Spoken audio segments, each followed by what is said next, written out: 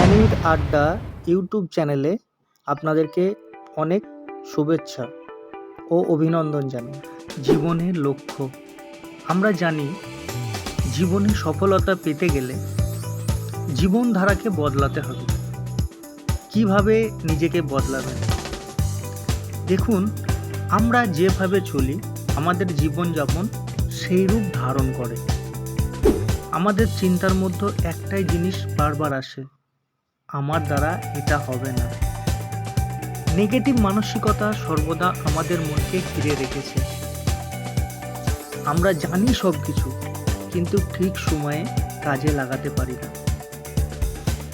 আমরা ভাবি কিন্তু কাজ করতে চাই না। আমরা আমাদের আশেপাশের পরিবেশ দেখেই শিখি, তাই আমাদের চিন্তা ভাবনা সেরূপ। আমি গ্রামে বাস করি, আমার চিন্তা ভাবনা, আমি যেহেতু গ্রামে বাস করি, চাষবাস করব, বাবার কিছু জমি জমা আছে, এই নিয়ে জীবন কেটে যাবে। আসলে কি বন্ধুরা, এটা সঠিক চিন্তা ভাবনা? আমাদের চিন্তা ভাবনাকে বড় করতে হবে। একটা এক্সাম্পল আপনাদের জন্য যদি দিই, আমি গ্রাম থেকে কলকাতায় যাব, সেক্ষেত্রে কিভাবে যাব? আমার গ্রাম থেকে আমি স্টেশন পর্যন্ত বাসে যাব, তারপরে সেখান থেকে ট্রেন নিয়ে আমি কলকাতা পর্যন্ত পৌঁছাব।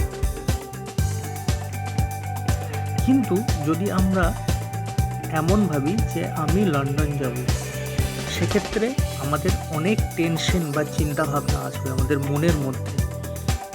আমাকে আমার পাসপোর্ট বানাতে হবে, ভিসা বানাতে হবে, টিকিট কাটতে হবে, যাওয়ার জন্য আমি কতদিন সেখানে থাকবো, কিভাবে যাব, সব কিছু আমাকে তৈরি করতে হবে বা তৈরি করে নিতে হবে যে এইভাবে যাব, এমনভাবে থাকবো।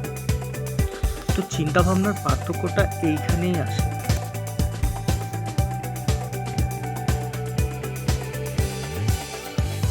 সব থেকে বড় ব্যাপার যে জিনিসটা, হিংসা। একে অপরের প্রতি আমরা জেলাস ফিল করি, হিংসা বোধটা আমাদের মধ্যে বিশেষভাবে লক্ষণীয় থাকে।